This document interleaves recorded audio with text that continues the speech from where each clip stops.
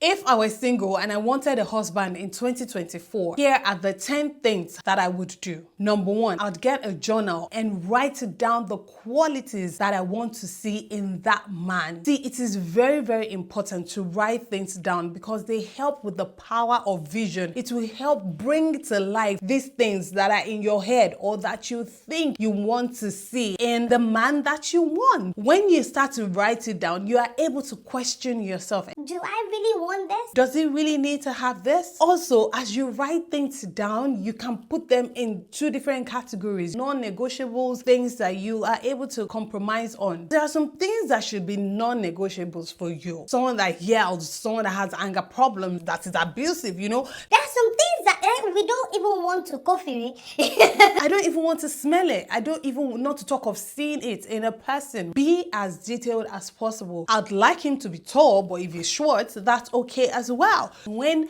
men approach you that don't look like what you want, they don't have to talk too much before you already know, no. Number two, I'd write down the qualities or the things I need to work on in myself and the qualities that I want to see in myself. You're not perfect. You don't walk on water. You also have things that you can do better. You also have things that you can improve on. Don't just focus on the guy. Focus on yourself as well. Be honest with yourself. Do I have anger problems? Am I impatient? Write these things down and begin to take actionable steps towards getting better on those things. You'll start to attract what you're projecting. Number three, you cannot lie to yourself. Look at the list that you've written. Compare those qualities to the people that you've dated in the past and ask yourself questions like, What was the problem? I'm not saying you should judge yourself. Just look at it like a case study because you're trying to do things differently. My husband told me something a few days ago. He said, if you want to change a strategy, then you need to change it drastically in order for you to see results. So what seems to have been the issue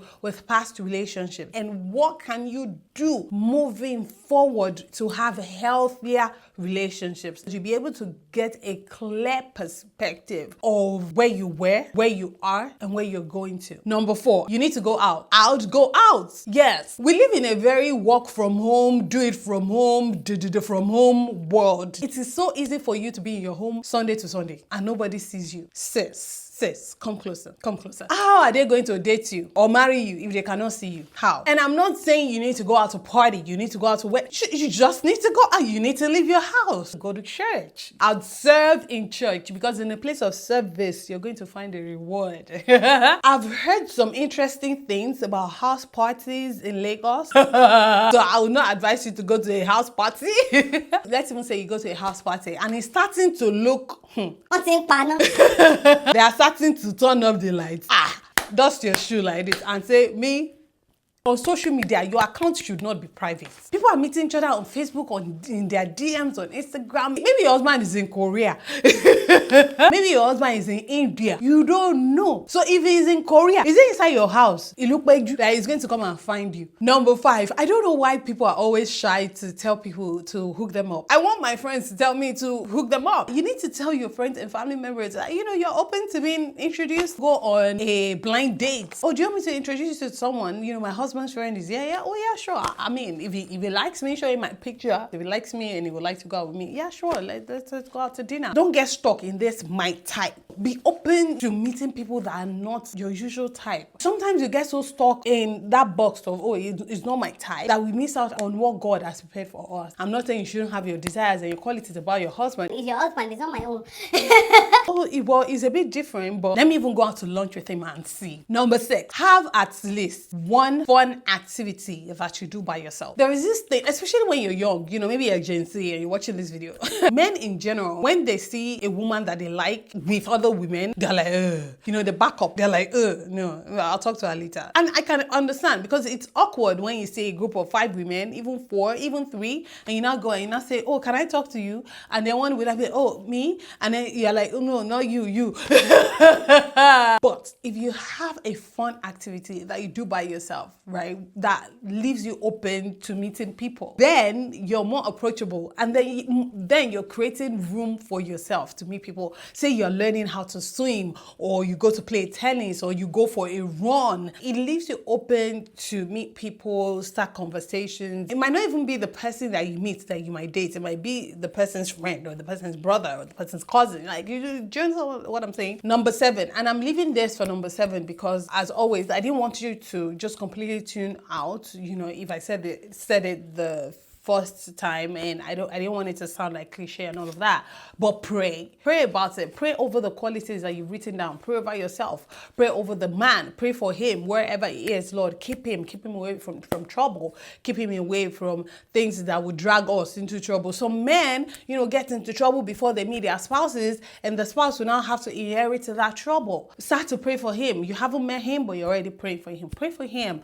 Keep him away from trouble, Lord, wherever he is. Prosper his ways, let him blow before he meets me. So I'm just going to be entering into baby girl life, Pray for yourself that these qualities that you want to see in yourself, Lord, help me, to work on them, to achieve them, things like that. So just pray. Number 8, there was someone I was trying to introduce to another person, to a guy, and the guy was like, oh, he knows her, and I was like, oh yeah. He was like, yeah, he knows her. That she seems a bit desperate. That was what he said to me. That, he had met her prior to me even saying anything to him about her and all of that. And I didn't even know that. So he was just telling me that was the vibe he got. Obviously, I didn't tell this other person that this was what this guy said. But that was the vibe he got from her. And I was like, oh, that. And the person is not like that. So he was like, no, he knows her, like he completely gets it. But like, that was just a turn off for him. That's why I'm putting this on the list as number 8, that you need to breathe. There's no need to be desperate. There's no need to be aggressive. When you start to operate from a place of hunger or a place of desperation, you start to make decisions that you shouldn't be making. You start to put yourself in situations that you shouldn't put yourself in. You start to allow a man treat you in ways that you should not be treated. Anything goes for a desperate person. That is not the place that you should work from. So don't be desperate in your approach to meeting people. Whatever you do, don't lose yourself in this whole process of meeting someone and dating and finding a life partner. Number 9, I would focus on work, on purpose, on passion, because there is nothing sexier than a woman that loves God and she's just getting it, okay? She's securing the bag. She's on her way. She's making things happen, because you can't do it with the help of God by yourself. The man is just a complement to everything that God is doing in your life, that God wants to do through you. So he's just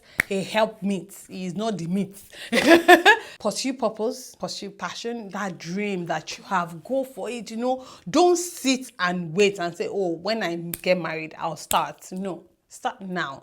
Live your life to the fullest now. Number 10, you need to smile. And I'm putting this on the list. You think, what kind of point is that? It is important. I've had a conversation with someone before, and I mentioned someone's name. I was trying to recommend the person for something, and the person I was talking to said, oh no, she has an RB, resting B face. RBF. Okay, that this person that I wanted to recommend has an RBF face, which is a resting B face, which doesn't really appeal to what I was trying to recommend the person for. And I was like, oh, wow. Some people have those very firm features where if they're not smiling, you think they're angry, or you think they're like unhappy or something, So some of us need to, well, not some of us, because before you say so some of us need to make extra effort to even, smile, seem more approachable, seem friendly, so that, they can approach you as well. Let me give a bonus point. Before I give you the bonus point, have you subscribed to the channel? What are you going to do on this list? Or what do you really like on this list that I have given? Please, let's talk in the comment section, okay? And thumbs up. Hey, thumbs up. Thumbs up the video as well. Our bonus point is that just let God. I've said all of this and said, in 2024, before I'm 30, God, just let God. Because when God chooses for you and you go with God's choice for you, He will watch over it. He will keep it. He will prosper it because He gave it to you. He gave it to you. So He's going to watch over it and it's going to give you peace of mind. It's not going to stress you. The Bible says that far be it from God to do wickedly. All things come from Him, and they're beautiful. He makes all things beautiful in His time. There's a saying in Yoruba, like, if my hand cannot reach it, then I will be very aggressive and pull it. You know, it shouldn't be like that in your emotional life and in your love life as well. You don't want to pull for something that's not yours. You don't want to pant and be desperate for something that's not yours or for someone that's not yours. So breathe and just enjoy your life. You might not meet him in 2024, maybe 2025. You might not meet him in 2025, maybe 2026. But God is going to take care of you. That I know. God is going to take care of you. Thanks so much for watching. I love you so much. I can't wait to see you again very, very soon. I pray God blesses you, your homes, your marriages, your relationships. Most importantly, I pray God blesses you. Remaining God and God bless you. Mwah. Bye.